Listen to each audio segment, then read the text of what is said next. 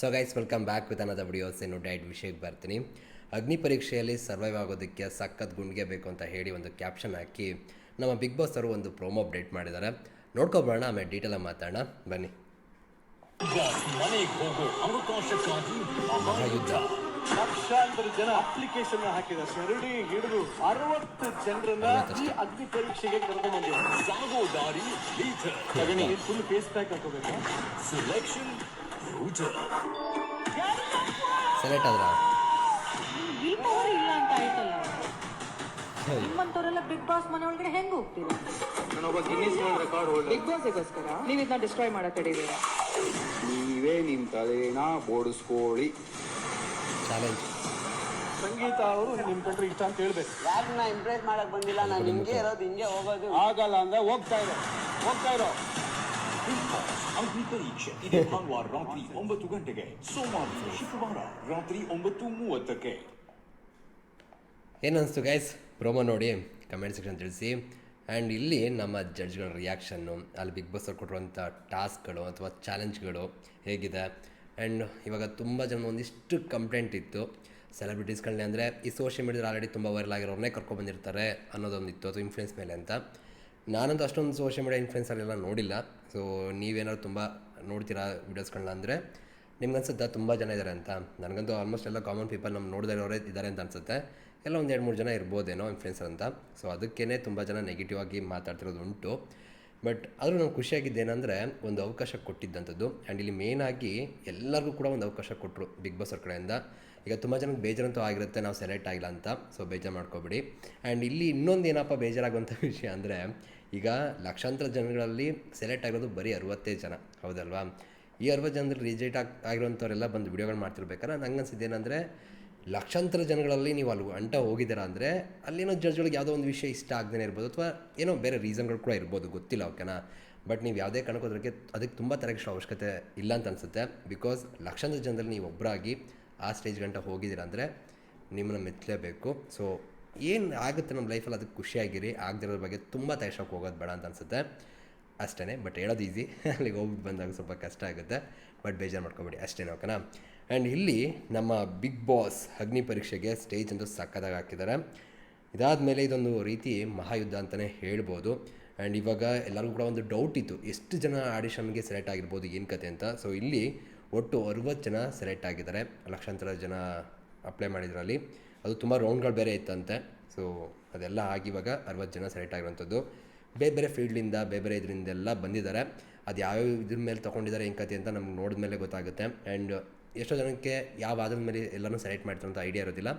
ನಮಗೆ ಎಪಿಸೋಡ್ ಶುರುವಾದಾಗಲೇ ನಮ್ಗೆ ಅರ್ಥ ಆಗುತ್ತೆ. ಸೊ 14ನೇ ತಾರೀಕು 9 ಗಂಟೆಗೆ ಶುರುವಾಗುತ್ತೆ. ಆಮೇಲೆ ಸೋಮವಾರ ಶುಕ್ರವಾರವರೆಗೂ ಕೂಡ 9ವರೆಗೆ ಎಪಿಸೋಡ್ಗಳು ಬರೋಕ್ಕೆ ಶುರುವಾಗುತ್ತೆ, ಓಕೆನಾ. ಆ್ಯಂಡ್ ಇದಾದಮೇಲೆ ಇಲ್ಲಿ ಚಾಲೆಂಜ್ಗಳು ನಾನು ಅಲ್ಲೇ ಹೇಳಿದ್ದೆ, ಪ್ರೀವಿಯಸ್ ಒಂದು ವಿಡಿಯೋ ಮಾಡಿದ್ದೆ, ನೀವು ಯೂಟ್ಯೂಬಲ್ಲಿ ನೋಡ್ರೆ ನಮ್ಮ ಚಾನಲ್ ನೋಡ್ರೆ ಗೊತ್ತಾಗುತ್ತೆ. ನಮಗೆ ತೆಲುಗು ಬಿಗ್ ಬಾಸಲ್ಲಿ ಏನು ಮಾಡಿದ್ರು ಟಾಸ್ಕ್ಗಳು ಅದೇ ರೀತಿ ಇರುತ್ತೆ ಆಲ್ಮೋಸ್ಟ್ ಅಂತಲೇ. ಸೊ ಅದೇ ರೀತಿ ಹೋಗ್ತಾಯಿದೆ ಅಂತಲೇ ಹೇಳ್ಬೋದು. ಇವಾಗ ನೀವು ಸ್ಕ್ರೀನ್ ಮೇಲೆ ನೋಡ್ತಾ ಇರ್ಬೋದು, ಮೆಣಸಿನಕಾಯಿ, ಬೆಳ್ಳುಳ್ಳಿ, ಅದು ಇದು ಎಲ್ಲ ಮಿಕ್ಸ್ ಮಾಡಿ ಜ್ಯೂಸ್ ಮಾಡಿ ಕುಡಿಯುವಂಥ ಚಾಲೆಂಜ್ಗಳು. ಇದೆಲ್ಲ ಯಾವ ರೀತಿ ಗುರು ಬಿಗ್ ಬಾಸ್ ಮನೆಗೆ ಹೋಗೋಕ್ಕೆ ಒಂದು ಚಾಲೆಂಜ್ ಆಗುತ್ತೆ ಅಂತ ತುಂಬ ಜನ ಕೇಳ್ಬೋದು. ಬಿಗ್ ಬಾಸ್ ಮನೆಯಿಂದ ಬಂದಾಗ ತುಂಬ ಚಾಲೆಂಜ್ಗಳಿರುತ್ತೆ, ಮೆಂಟಲಿ ಮತ್ತು ಫಿಸಿಕಲಿ ಎರಡೂ ಕೂಡ. ಸೊ ಅವೆರಡಕ್ಕೂ ಕೂಡ ರೆಡಿ ಇದ್ರೇ ಆಗುವಂಥದ್ದು. ಮತ್ತು ಜನಕ್ಕೆ ಕನೆಕ್ಟ್ ಆಗೋ ರೀತಿ ಒಂದು ಓಪನ್ ಆಗಿರಬೇಕಾಗತ್ತೆ ಸ್ವಲ್ಪ. ಸೊ ಅದಕ್ಕೆ ಎಲ್ಲದಕ್ಕೂ ಕೂಡ ರೆಡಿ ಅನ್ನೋ ರೀತಿ ಇದ್ದರೆ ಚೆನ್ನಾಗಿರುತ್ತೆ. ಹಾಗಾಗಿ ಚಾಲೆಂಜ್ಗಳನ್ನ ಕೊಟ್ಟಿದ್ದಾರೆ ಅಂತಲೇ ಹೇಳ್ಬೋದು. ನೀವು ಸ್ಕ್ರೀನ್ ಮೇಲೆ ನೋಡ್ತಾ ಇರ್ಬೋದು. ಯಾರಾದ್ರು ಇನ್ಫ್ಲುಯೆನ್ಸರ್ಗಳು ಜಾಸ್ತಿ ನೋಡಿದ್ದೀರಾ ಅಂದರೆ ಹೇಳಿ, ನನಗಂತೂ ಅಷ್ಟೊಂದು ಐಡಿಯಾ ಇಲ್ಲ. ಆ್ಯಂಡ್ ಜೊತೆಗೆ ಸಗಣಿನ ಮುಖಕ್ಕೆ ಹಾಕೊಳ್ಳೋಂಥದ್ದು. ತುಂಬ ಜನ ಹೆಣ್ಮಕ್ಳು ಅಂತ ಬಂದಾಗ ಸ್ವಲ್ಪ ಇಷ್ಟಪಡಲ್ಲ ತುಂಬ ಜನ. ಜೊತೆಗೆ ಇಲ್ಲಿ ನೀವು ಅಬ್ಸರ್ವ್ ಮಾಡಿದ್ರೆ ಮೇಕಪ್ ಅಂತ ಮಾಡ್ಕೊಂಡು ಬಂದಿರ್ತಾರೆ. ಸಗಣಿ ಹಾಕೋಬೇಕು ಅಂದಾಗ ಚಾಲೆಂಜ್ ಅಂತ ಬಂದಾಗ ಅಯ್ಯೋ ಯಾರು ಹಾಕೋತಾರೆ ಅಂತಲೂ ಬರ್ಬೋದೇನೋ. ಸೊ ಈ ಚಾಲೆಂಜ್ಗಳು ರೆಡಿ ಆಗಿದ್ದಾರೆ ಅಂದರೆ ಮೆಂಟಲಿ ಕೂಡ ರೆಡಿ ಫಿಕ್ಸ್ ಆಗಿ ಬಂದಿದ್ದಾರೆ ಅಂತ ಕೂಡ ಕನ್ಸಿಡರ್ ಮಾಡಿ ಈ ಥರ ಚಾಲೆಂಜ್ಗಳನ್ನ ಕೊಟ್ಟಿದ್ದಾರೆ ಅಂತ ಅನಿಸುತ್ತೆ. ಆ್ಯಂಡ್ ಮುಖಕ್ಕೆ ಫುಲ್ ಹಚ್ಚಬೇಕು, ಇದೆಲ್ಲ ಥರ ಡಿಫ್ರೆಂಟ್ ಆಗಿದೆ. ನೋಡುವ ಇನ್ನೂ ಯಾವ ರೀತಿ ಇರುತ್ತೆ ಅಂತ. ಬಟ್ ನನಗೆ ಇಲ್ಲಿ ಈ ಮೇಕಪ್ದೆಲ್ಲ ಇದಿರುತ್ತಲ್ಲ ಅದನ್ನು ಹೊಡೆಯೋ ರೀತಿ ಇದನ್ನು ತೋರಿಸಿದ್ದಾರೆ. ಇದೆಲ್ಲ ಏನು ಚಾಲೆಂಜ್ಗಳಂತ ಗೊತ್ತಿಲ್ಲ. ಅದೇ ಹೇಳಿದ್ನಲ್ಲ, ಮೆಂಟಲಿ ರೆಡಿ ಇದ್ದಾರಾ ಇಲ್ವಾ ಅನ್ನೋದನ್ನು ಟೆಸ್ಟ್ ಮಾಡೋಂಥದ್ದು. ಆ್ಯಂಡ್ ಆಲ್ರೆಡಿ ಒಂದಿಷ್ಟು ಕಣ್ಣೀರು ಹಾಕೋದು ಕೂಡ ನೋಡ್ತಾ ಇದ್ದೀವಿ. ಸ್ಕ್ರೀನ್ ಮೇಲೆ ನೀವು ನೋಡ್ತಾ ಇರ್ಬೋದು. ಯಾಕೆ ರಿಜೆಕ್ಟ್ ಆಗಿರೋದಕ್ಕೆ ಅಥವಾ ಜಡ್ಜ್ಗಳು ಮಾತಾಡಿರುವಂಥ ಮಾತುಗಳಿಗೆ. ಏಕೆ ರಿಜೆಕ್ಟ್ ಮಾಡೋದು ಕೂಡ ತಪ್ಪಲ್ಲ, ರಿಜೆಕ್ಟ್ ಮಾಡಲಿ.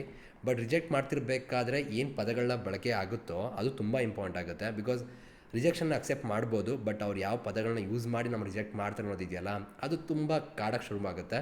ಸೊ ಅದರಿಂದ ಒಂದಿಷ್ಟು ಜನಕ್ಕೆ ನೋವಾಗುತ್ತೆ, ಅದಕ್ಕೆ ತಕ್ಕಂಥ ರಿಯಾಕ್ಷನ್ ಕೂಡ ಬರುತ್ತೆ. ಅದೇ ನಮ್ಮ ಸೋಷಿಯಲ್ ಮೀಡಿಯಲ್ಲಿ ಕೂಡ ಆಗ್ತಿರುವಂಥದ್ದು. ಇದು ಇನ್ನೂ ಮುಂದೆ ಜಾಸ್ತಿ ಕೂಡ ಆಗ್ಬೋದು, ವೆಯ್ಟ್ ಮಾಡಿ ನೋಡೋಣ. ಓಕೆನಾ? ಇದಾದಮೇಲೆ ನನಗೆ ಒಂಥರ ವಿಚಿತ್ರ ಅನಿಸಿದ್ದೇನೆಂದರೆ, ಇಲ್ಲಿ ನೋಡಿ ನೀವು ಸ್ಕ್ರೀನ್ ಮೇಲೆ ನೋಡ್ತಿರ್ಬೋದು, ಗಿನ್ನಿಸ್ ವರ್ಲ್ಡ್ ರೆಕಾರ್ಡ್ ಮಾಡ್ಕೊಬಂದು ಇಲ್ಲಿ ಗಂಟ ಬಂದಿದ್ದಾರೆ. ಓಕೆ, ಇವರು ಸೆಲೆಕ್ಟ್ ಕೂಡ ಆಗಿದ್ದಾರೆ. ಆ್ಯಂಡ್ ಇಲ್ಲಿ ಇವರು ಅದನ್ನು ಅರ್ಧ ಆಗ್ತಿರೋದು ಕೂಡ ನೀವು ಸ್ಕ್ರೀನ್ ಮೇಲೆ ನೋಡ್ತಾ ಇರ್ಬೋದು.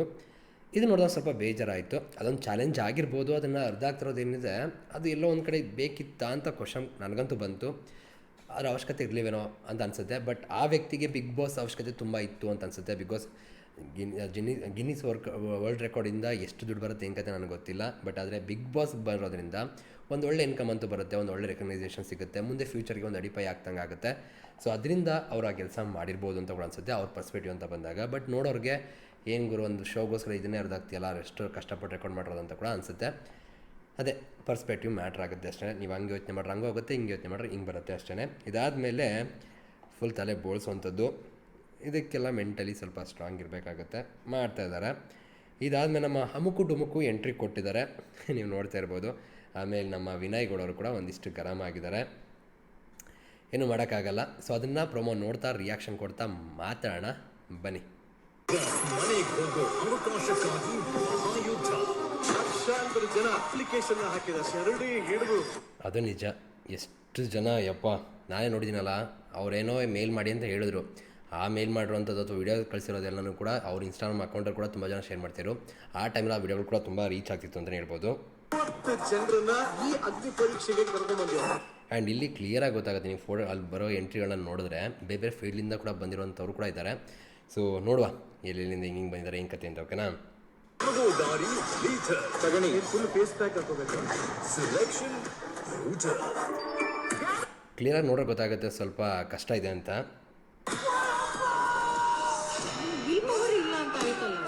ಅಗೇನ್ ಇಲ್ಲಿ ನಿಮ್ಗೆ ವಿಲ್ ಪವರ್ ಇಲ್ಲ ಅನ್ನೋಂಥದ್ದು, ಅದನ್ನು ಹೇಗೆ ತಗೋತಾರೆ ಅನ್ನೋದು ತುಂಬ ಇಂಪಾರ್ಟೆಂಟ್ ಆಗುತ್ತೆ. ಓಕೆನಾ?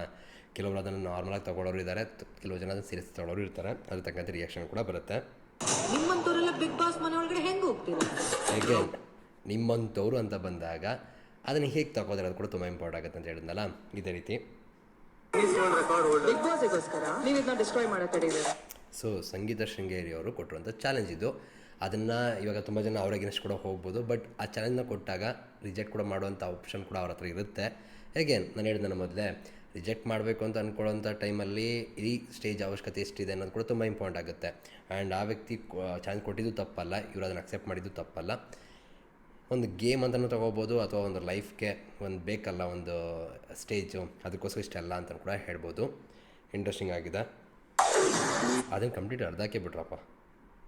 ನಿನ್ನ ತಲೆನ ಬೋಡಿಸ್ಕೊಳ್ಳಿ. ಆ್ಯಂಡ್ ವಿನಯ್ ಗೌಡ ಅವರು ಸಖತ್ತಾಗಿ ಸೂಟ್ ಆಗ್ತಾರೆ. ನನಗೆ ಅವ್ರ ಏನೋ ಒಂದು ಸೆಲೆಕ್ಟ್ ಆಗಿದ್ದಾರೆ ಅಂತ ಬಂದಾಗ ಜಡ್ಜ್ ಆಗಿ ನಿಜರೂ ಖುಷಿ ಆಯಿತು. ಬಿಕಾಸ್ ಒಂದು ರಗಡ್ ಆಗಿದ್ದಾರೆ ಆ್ಯಂಡ್ ಅವ್ರ ಮಾತು ಕೂಡ ತುಂಬ ಚೆನ್ನಾಗಿದೆ.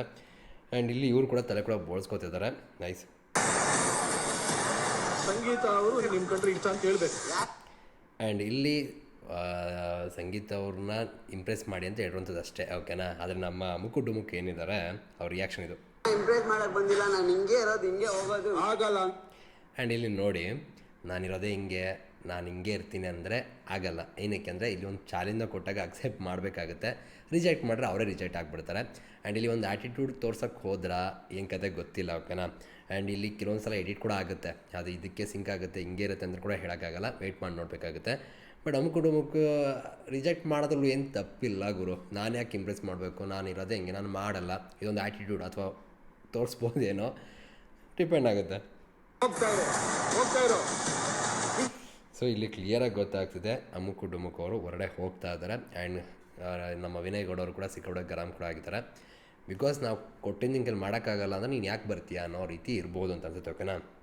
ಅಗ್ನಿ ಪರೀಕ್ಷೆ ಇದೆ ಭಾನುವಾರ ರಾತ್ರಿ 9 ಗಂಟೆಗೆ. ನಾನ್ಸೆನ್ಸ್. ಏನು ಹೇಳ್ತೀರಾ? ಕಾಟ್ಲೆ ಗುರು. ಒಟ್ಟಿನಲ್ಲಿ ಪ್ರೊಮೋ ತುಂಬ ಚೆನ್ನಾಗಿದೆ. ಇನ್ಫ್ಯಾಕ್ಟ್ ಈ ಒಂದು ಅಗ್ನಿ ಪರೀಕ್ಷೆ ಅನ್ನೋದು ಏನಿದೆ ಅದು ಸಖತ್ತಾಗಿ ಹೋಗಬೇಕು ಅಂದರೆ ಈ ಥರ ಪ್ರೊಮೋಗಳು ಬೇಕು. ಇದೇ ರೀತಿ ಇದ್ರನ್ನೇ ಚೆಂದ, ಇಲ್ಲಾಂದ್ರೆ ಯಾರೂ ನೋಡೋಲ್ಲ. ಸೀಸನ್ 10 ಶುರುವಾಯ್ತಲ್ಲ, ಆ ಟೈಮಿಂದ ಬಿಗ್ ಬಾಸ್ ಹೋಗ್ತಿರೋ ರೀತಿಯೇ ಬೇರೆ ಇದೆ. ಸೊ ಅದಕ್ಕೆ ತಕ್ಕಂತೆ ಬಿಲ್ಡಪ್ಪು ಅದು ಇದು ಎಲ್ಲ ಬೇಕಾಗುತ್ತೆ. ರಿಯಾಕ್ಷನ್ ಕೂಡ ಹಾಗೇ ಬೇಕು. ಆ್ಯಂಡ್ ಇಲ್ಲಿ ಒಂದು ವಿಷಯ ಏನಪ್ಪ ಅಂದರೆ ಇಲ್ಲಿ ಯಾವುದು ಸರಿನೂ ಅಲ್ಲ, ಯಾವುದು ತಪ್ಪು ಅಲ್ಲ. ನಾವು ಯಾವ ರೀತಿ ನೋಡ್ತೀವಿ ಅನ್ನೋ ಮೇಲೆ ಡಿಪೆಂಡ್ ಆಗುತ್ತೆ. ಕೆಲವು ಸರಿ ಅಂತ ಅನ್ಸತ್ತೆ, ಇನ್ನು ಕೆಲವ್ರಿಗೆ ತಪ್ಪು ಅಂತ ಅನಿಸುತ್ತೆ. ಡಿಪೆಂಡ್ ಆಗುತ್ತೆ ಅದು ಅವ್ರವ್ರ ಪರ್ಸ್ಪೆಕ್ಟಿವ್ ಮೇಲೆ. ಆ್ಯಂಡ್ ನೀವು ಇದನ್ನು ಯಾವ ರೀತಿ ನೋಡ್ತೀರಾ, ಏನು ಕತೆ ಕಮೆಂಟ್ ಸೆಕ್ಷನ್ ತಿಳಿಸಿ. ಹಮ್ಮು ಆಚೆ ಬಂದಿದ್ದಾರೆ ಅನ್ಸುತ್ತೆ, ಅವರು ಕೂಡ ರಿಜೆಕ್ಟ್ ಆಗಿದ್ರು ಅಂತ ಅನಿಸುತ್ತೆ. JP ಅವರು ಕೂಡ ಇದ್ರಲ್ಲಿ ನೋಡಿದೆ ನಾನು, ಅವರಿದ್ದರು. ಬಟ್ ಅವ್ರನ್ನ ಏನೇನು ಹೇಳಿದ್ದಾರೆ ಏನು ಕತೆ ಅದನ್ನು ಆ್ಯಡ್ ಮಾಡಿದ್ರೆ ಇನ್ನೂ ಚೆನ್ನಾಗಿ ಸೋಷಿಯಲ್ ಮೀಡಿಯಾ ಇನ್ನೂ ಎಂಗೇಜ್ಮೆಂಟ್ ಜಾಸ್ತಿ ಆಗ್ತಿತ್ತು ಅಂತ ಅನಿಸುತ್ತೆ. ಅವ್ರನ್ನ ಆ್ಯಡ್ ಮಾಡಿಲ್ಲ ಬಿಕಾಸ್ ಅವ್ರ ಕಡೆಯಿಂದ ಅಷ್ಟು ರಿಯಾಕ್ಷನ್ ಬರ್ದೇನು ಕೂಡ ಇರ್ಬೋದು. ಅವರು ಕಟ್ ರೀತಿ ಒಂದು ಮಾತಾಡಿರ್ಬೋದು ಅಥವಾ ಅವ್ರ ಟ್ಯಾಲೆಂಟ್ ಅವ್ರು ತೋರಿಸ್ಕೊಂಡಿರ್ಬೋದು. ಆ್ಯಂಡ್ ಅಗೇನ್ ಇಲ್ಲಿ ಯಾವ ಥರ ಮಾತಾಡ್ತಾರೆ ಅನ್ನೋ ಜೊತೆಗೆ ಅವ್ರ ಟ್ಯಾಲೆಂಟ್ ಏನು, ಅವ್ರು ಯಾವ ಆಧಾರದ ಮೇಲೆ ಸೆಲೆಕ್ಟ್ ಆದರು ಎಲ್ಲದೂ ಕೂಡ ನಮಗೆ ನೆಕ್ಸ್ಟ್ ವಾರ ನಮ್ಗೆ ಉತ್ತರ ಸಿಗುತ್ತೆ ಅಂತಲೇ ಹೇಳ್ಬೋದು. ವೇಟ್ ಮಾಡಿ ನೋಡೋಣ ಗೈಸ್, ಸಿಗೋಣ ಮತ್ತೆ. Thank you guys, love you guys, bye.